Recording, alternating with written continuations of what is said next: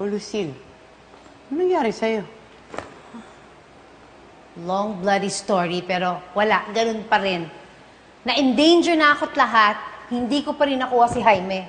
Tama na yung mga drama-drama mo, Lucille. Hindi bagay sa'yo. Put your act together, okay?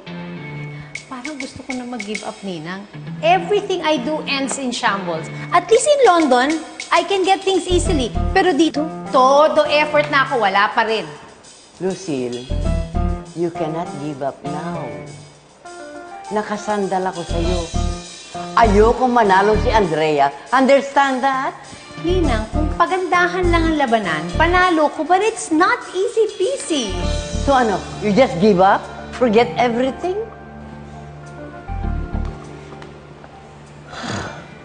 Ninang, I'm sorry if I disappointed you.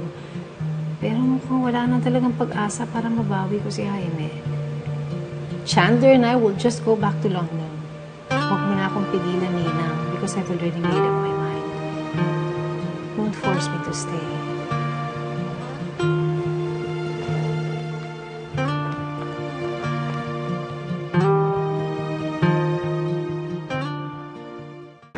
I just started to like it here. And now you tell me that we're leaving? That's bollocks. Huwag ka na nga kumontra. Ibaba mo na lang yung maleta natin. Babalik na tayo sa London. Papa, bakit naman parang Biyernes Santo yung mukha mo? May problema ka ba? Nagtatampo sa akin ang tita Andrea mo. She got herself in trouble. Kaya hindi ko naman siya matulungan. Nako, big no-no yan. Kaming mga girls, ina-expect namin yung boyfriend namin to be your knight in shining armor, okay? Boyfriend? Ano ka mo? May boyfriend ka na ba? Wala. What I meant was yung mga girls in general. Yeah. Oh, okay. Well, ayoko na tumagal yung tampo niya sa akin eh. Wonder what I should do. Don't worry, Papa. Tutulungan kita para magkaayos na kayo ni Tita Andrea. Talaga, Jessica? Agree mo yun? Opo. Thank you. I appreciate that, Halika. Bili tayo ng ice cream. Gusto mo? Yes. Let's go.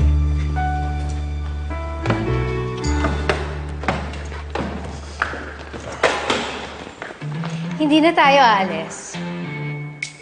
Bakit ang bilis magbago ng isip mo? Because na-realize ko na hindi na sayang ang effort ko ngayong gabi. Nakascore ako tonight. There's still a chance that I can win this. I'm still in the game. What do you mean? Basta ibalik mo na yung maleta sa taas. Let's go!